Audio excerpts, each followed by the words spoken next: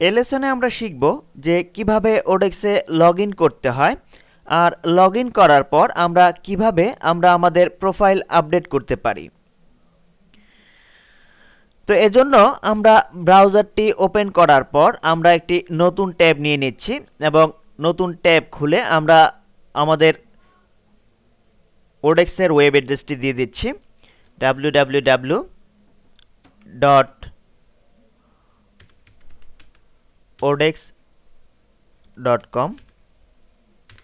দেন keyboard থেকে enter কি press করছি।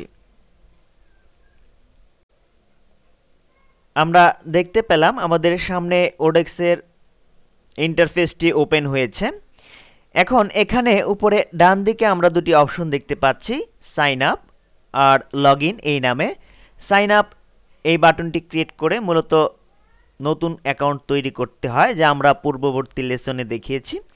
এখন আমরা লগ ইন এই আইকনটিতে ক্লিক করছি। এই আইকনটিতে ক্লিক করার পর আমরা দেখতে পেলাম আমাদের সামনে সাইন ইন অপশনটি চলে এসেছে, অর্থাৎ লগ ইন পেজটি চলে এসেছে। এখন এখানে আমরা ইউজার নেমটি দেব, যে ইউজার নেমটি আমরা ওডেক্স রেজিস্ট্রেশনের সময় ইউজ করেছিলাম।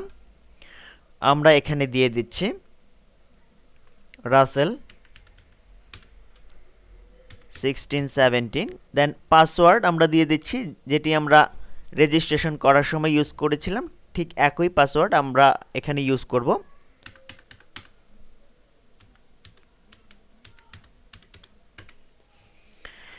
এখন আমরা সাইন ইন এই বাটনটিতে ক্লিক করছি।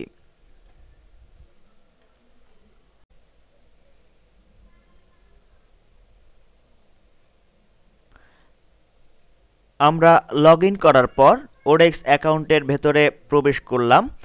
দেন এখানে আমরা একটি অপশন দেখতে পাচ্ছি, আপলোড এবং ক্রিয়েট ইউর প্রোফাইল। আমরা দুটি অপশন এখানে দেখতে পাচ্ছি। তো প্রথমেই আমাদের যে জিনিসটি করতে হবে, প্রথমেই আমাদের একটি ছবি আপলোড করতে হবে। আমরা আপলোড এই লিঙ্কটিতে ক্লিক করছি।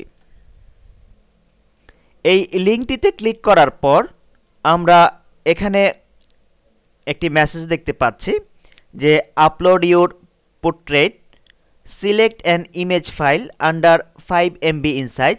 অর্থাৎ আমাদের একটি ছবি আপলোড করতে হবে যেটা 5 MBর নিচে হতে হবে এবং অ্যালাউড ফাইল টাইপস, অর্থাৎ সেই ইমেজ ফাইলটা হতে হবে জিপ ফরম্যাটে অথবা জেপিজি ফরম্যাটে অথবা জেপিইজি ফরম্যাটে অথবা পিএনজি ফরম্যাটে। তো আমরা অলরেডি একটি ফাইল তৈরি করে আমাদের কম্পিউটারের হার্ড ড্রাইভে সেভ করে রেখেছি পিএনজি ফরম্যাটে।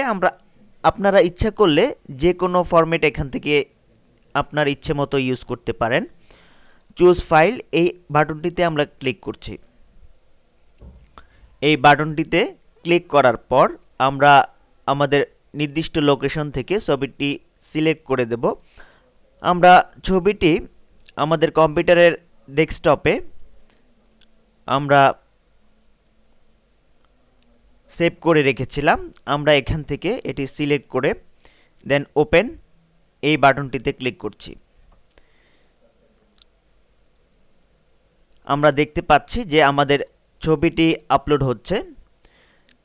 তো এখানে একটি জিনিস লক্ষণীয় যে আপনারা যে ছবিটি তৈরি করবেন সেই ছবিটির সাইজ হবে 100x100 পিক্সেল, অর্থাৎ উইডথ হবে 100 পিক্সেল এবং হাইট হবে 100 পিক্সেল। তো আমরা এখানে একটি ব্ল্যাঙ্ক ছবি তৈরি করে আপাতত আপনাদের দেখাচ্ছি। দেন ছবি আপলোড সম্পন্ন হওয়ার পর আমরা ক্রিয়েট ইউর প্রোফাইল এই বাটনটিতে ক্লিক করছি।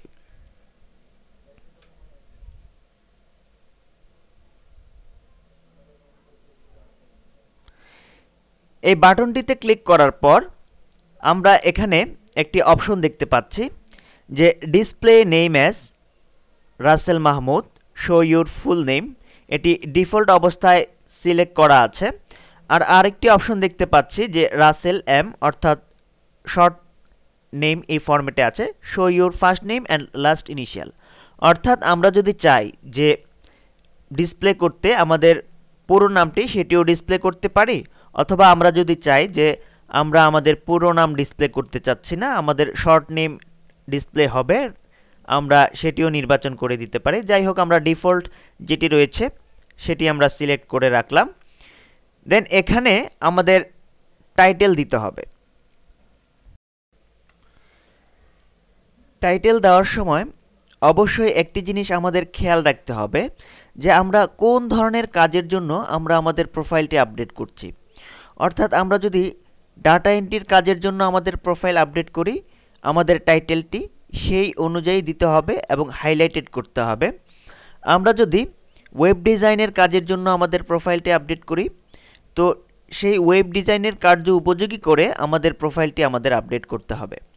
আমরা যদি গ্রাফিক ডিজাইনের কোনো কাজের জন্য আমাদের প্রোফাইলটি আপডেট করে থাকি, তো গ্রাফিক ডিজাইন রিলেটেড টাইটেল এবং এই অনুযায়ী আমাদের অবজেক্টিভটি খুব সুন্দর করে সাজাতে হবে। তো সাপোজ আমরা এখন ডাটা এন্ট্রির জন্য, অর্থাৎ ডাটা এন্ট্রির কাজের উপযোগী করে আমরা আমাদের প্রোফাইলটি আপডেট করতে চাচ্ছি। এজন্য আমরা সেই অনুযায়ী আমাদের টাইটেলটি হাইলাইটেড করতে চেষ্টা করছি। তো সাপোজ আমরা এখানে টাইটেলে লিখে দিচ্ছি ডাটা এন্ট্রি এক্সপার্ট। আমরা টাইটেলে লিখে দিলাম ডাটা এন্ট্রি এক্সপার্ট, দেন অবজেক্টিভ। এখন আমাদের সময় অপচয় রোধ করার জন্য আমরা একটি অবজেক্টিভ অলরেডি কম্পিউটারে তৈরি করে সেভ করে রেখেছি। আপনারা আপনাদের ইচ্ছে মতো যে কোনো ধরনের অবজেক্টিভ এখানে ইউজ করতে পারেন, তবে একটি জিনিস অবশ্যই আপনাকে খেয়াল রাখতে হবে, আপনার অবজেক্টিভটি অবশ্যই সাজানো গুছানো এবং সুন্দর হতে হবে। কারণ কোনো এমপ্লয়ার যখন আপনাকে কাজ দেবে, সে তখন এই অবজেক্টিভ এবং অন্যান্য যে আনুষঙ্গিক বিষয় আছে সে সম্পর্কে খুব ভালো করে জেনে শুনে আপনাকে কাজের জন্য সিলেক্ট করবে। তো আমরা চলে যাচ্ছি আমাদের কম্পিউটারের ডেস্কটপে, সেখানে অবজেক্টিভ এই ফাইলটি ওপেন করছি। আমরা জাস্ট এই ফাইলটিকে কপি করে, এই টেক্সটটুকু কপি করে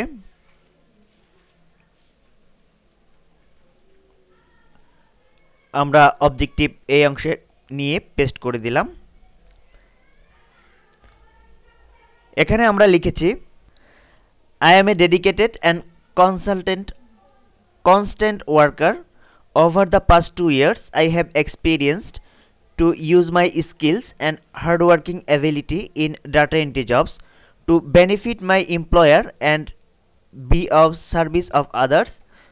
Though these experiences, I can now proudly say that I have enough knowledge in performing several tasks, particularly in data entry and copy pasting jobs. অর্থাৎ কপি পেস্টিং জবটা data এন্ট্রির আন্ডারেই পড়ে, এজন্য আমরা এই অংশটুকু এখানে ইনক্লুডেড করেছি। আপনারা আপনাদের মনের মতো করে সুন্দর করে সাজিয়ে এখানে অবজেক্টিভ লিখে নেবেন। তো এখন আমরা পরবর্তী স্টেজে চলে আসি।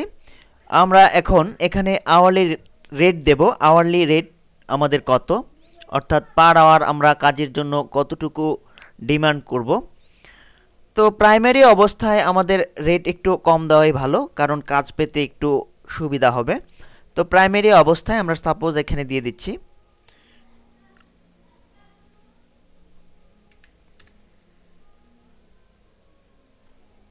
$2। আমরা চাচ্ছি যে প্রাইমারি অবস্থায় $2 থাক আওয়ারলি রেট আমাদের। দেন এখান থেকে আমাদের ইংলিশ লেভেল সিলেক্ট করতে হবে, অর্থাৎ আমরা ইংরেজিতে কতটুকু দক্ষ।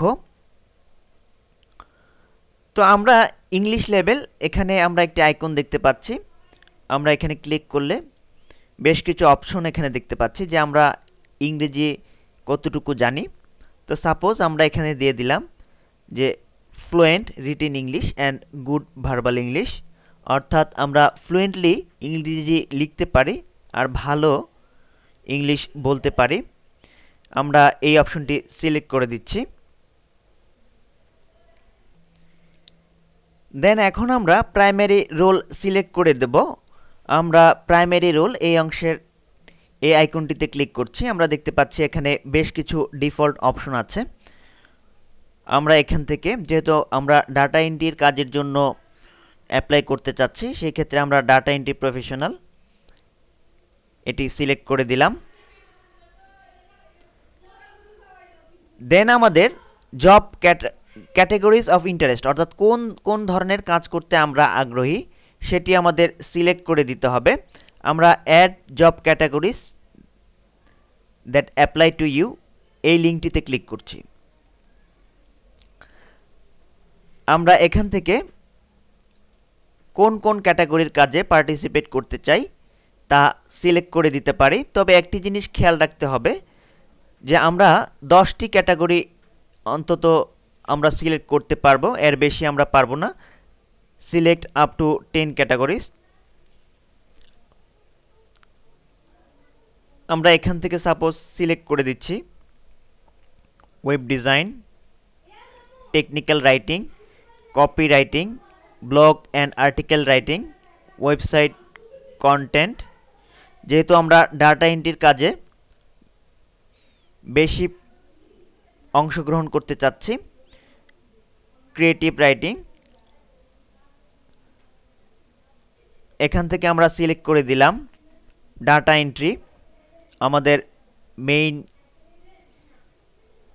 যে চাহিদা সে চাহিদা অনুযায়ী, অর্থাৎ আমরা ডাটা এন্ট্রির কাজে ইন্টারেস্টেড।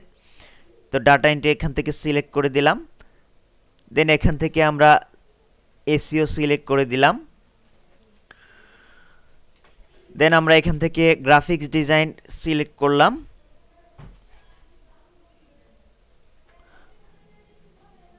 আমরা এখান থেকে লগো ডিজাইন সিলেক্ট করে দিলাম।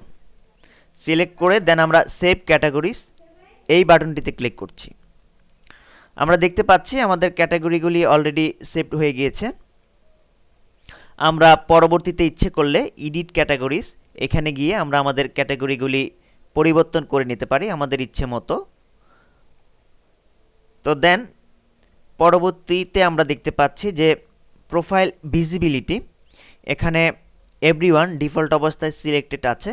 এখানে সাইডে আমরা একটি নোট দেখতে পাচ্ছি যে anyone can see your profile whether or not they are logged into ওডেক্স, অর্থাৎ এই অবস্থায় যদি সিলেক্ট করা থাকে যে কোনো কেউ আমার প্রোফাইল দেখতে পারবে আমাদের ওডেক্সে সেই লগ ইন করার পরেও এবং লগ ইন করা ছাড়াও।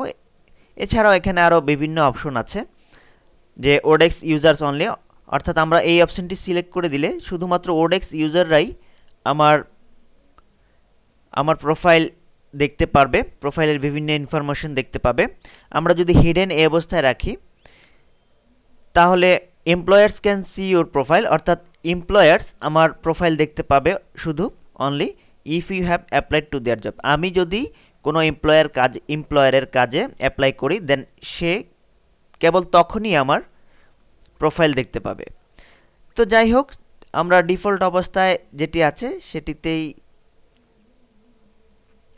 আমরা আপাতত রেখে আমরা সেভ প্রোফাইল অ্যান্ড কন্টিনিউ এই বাটনটিতে ক্লিক করছি।